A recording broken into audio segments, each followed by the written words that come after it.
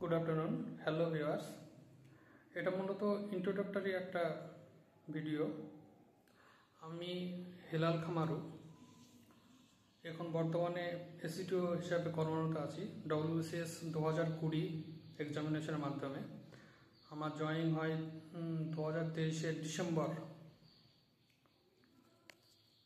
এই চ্যানেলটি খোলার মূল কারণ হচ্ছে আমাদের বিভিন্ন রকমের প্রতিযোগিতামূলক পরীক্ষার প্রস্তুতির সময় নানা রকমের আমাদের ডাউট হয়, তার সঙ্গে সঙ্গে নানা রকমের দ্বিধায় আমরা ভুগি। তো সেই সব কাটানোর জন্য আমি যথাসম্ভব ভিডিও আপলোড করব। সে ইতিহাস হোক বা পলিটি বা ইন্ডিয়ান ন্যাশনাল মুভমেন্ট বা জিওগ্রাফি, ওয়েস্ট বেঙ্গল জিওগ্রাফি, যে স্ট্যাটিক জিকে,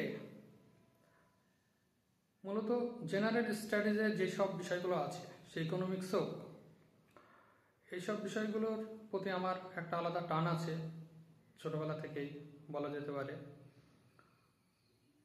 আমি খুব কুইজ করতাম সেই সূত্রেই। তো এখন বর্তমানে আমি এই চ্যানেলটা খুললাম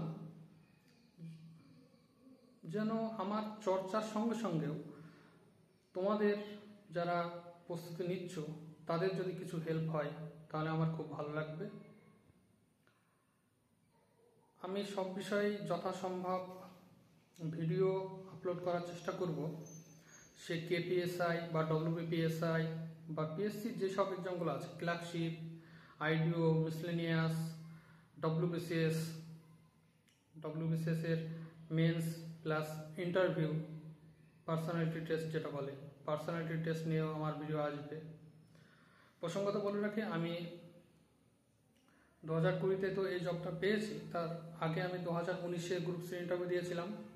তার সঙ্গে সঙ্গে আমি সদ্য রেজাল্ট পাবলিশ হওয়া যে WBCS 2022-এর গ্রুপে পাবলিশ হয়েছে, সেই এক্সামটার পার্সোনালিটি টেস্ট, গ্রুপের পার্সোনালিটি টেস্ট আমি দিয়েছিলাম, কিন্তু আর আনফর্চুনেটলি আমার ফাইনাল সিলেকশন হয়নি।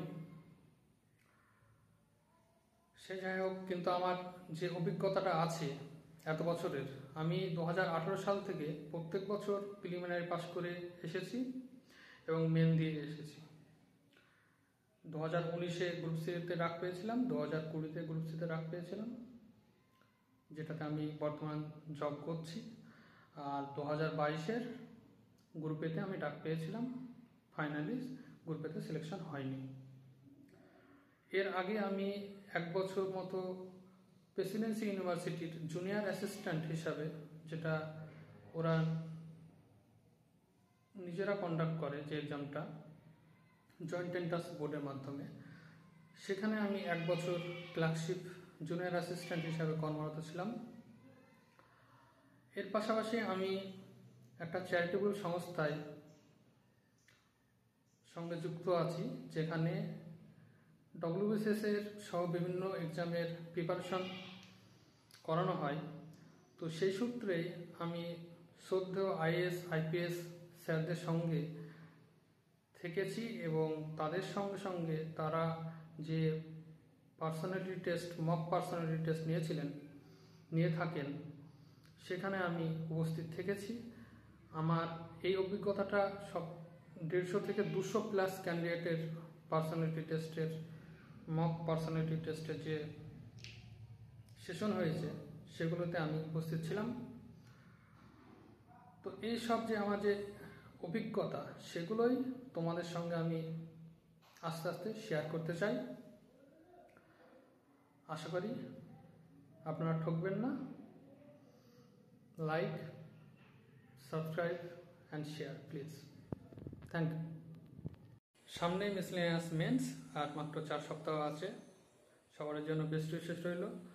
আর এর যে জেনারেল স্টাডিজের বা বাংলা ডেসক্রিপটিভ, এসব নিয়ে আমি কিছু ভিডিও আপলোড করব। এই ভিডিও ডেসক্রিপশনে আপনারা একটা 200টা বুকস অ্যান্ড অথার্স রিলেটেড একটা PDF পেয়ে যাবেন, আপনারা চাইলে দেখতে পারেন। জেনারেল স্টাডিজ পেপারে 200 মার্কের 10 মার্কের একটা কোশ্চেন আসে, 5টা বই অ্যান্ড অথার বই এবং লেখকের নাম নিয়ে একটা কোশ্চেন একটা আসে। এই 200টা কোশ্চেন আপনারা যদি ভালোভাবে পড়েন নিশ্চয়ই 3 থেকে 4টে কমন পেয়েই যাবেন, এই আমার অভিমত।